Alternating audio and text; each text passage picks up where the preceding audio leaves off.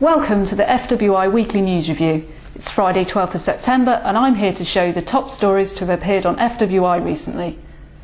The weather crisis has intensified this week, with torrential rain battering crops and leaving parts of Northumberland, Wales, Scotland and the Midlands underwater. Heavy rain throughout August and early September makes this one of the worst harvests in living memory. Nationally, it's estimated that there is at least 35% of wheat yet to be cut.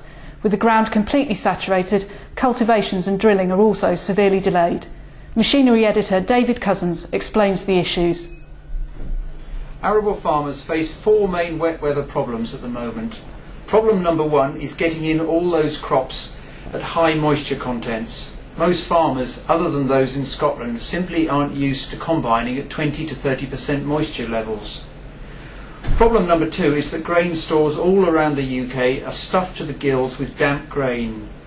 Farmers are running dryers around the clock, but with high humidity levels and the days getting shorter, it's taking ages and it's using an ocean of diesel. Problem number three is this: what do we do with the crops that, God forbid, may have to be abandoned? Do we disc them in? Do we flail them in? Or flail them and then plough them? Problem number four is that cultivations operations are already seriously delayed.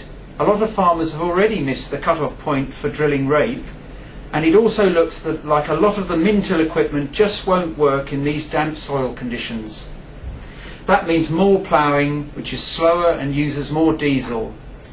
So it looks like one of the most difficult harvests for 50 years could be followed by one of the longest, slowest and most expensive autumns on record.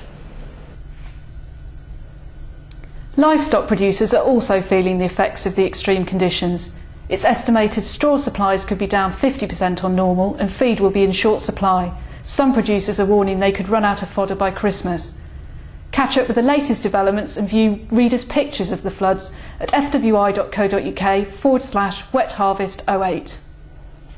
Blue tongue disease has been confirmed on a farm in County Durham in 18 cows imported from Germany.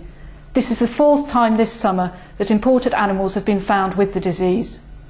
Farmers Weekly has learned that there are another 5 suspect cases in Somerset, Worcestershire and Cumbria.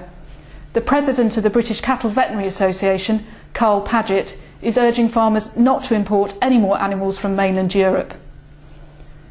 Food prices will rise again if the European Union succeeds in pushing through plans to reduce the number of pesticides available to farmers.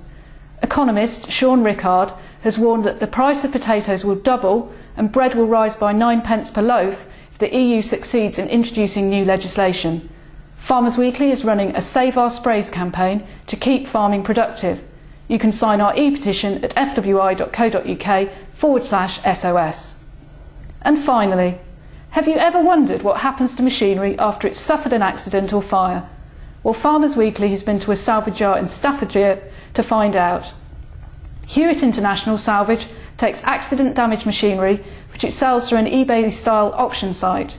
You name it, they have got it, from tractors and combines to balers and sprayers. So if you want to bag a bargain or find yourself some cheap spares, visit fwi.co.uk/salvage. If you're handy with a welder and have some time this winter, you might be onto a winner. That's all from me this week. See our daily news updates on www.fwi.co.uk.